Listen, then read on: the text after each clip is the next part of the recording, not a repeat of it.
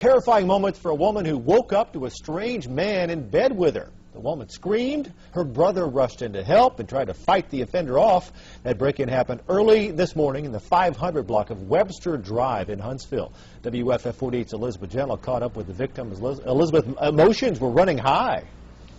And Mark, the woman, the victim, tells us that a man broke into her house and tried to rape her. Her brother went in and he tried to help her out, but the man got away, leaving behind, though, evidence of his visit.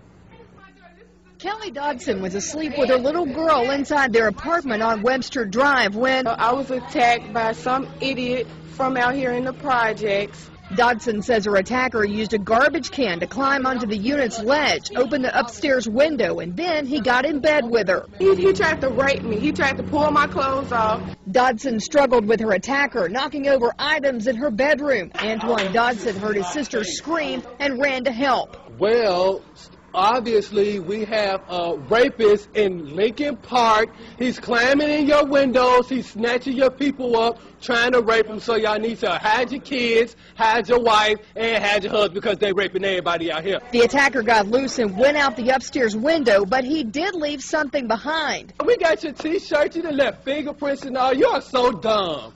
You are really dumb, for real. A crime scene investigator photographed and dusted for prints on the lid of the garbage can and the window pane and ledge. Dodson says he's never seen the perp before, but sends this warning to whoever is responsible. You don't have to come and confess that you did it. We're looking for you. We gonna find you. I'm letting you know now, so you can run and tell that, homeboy.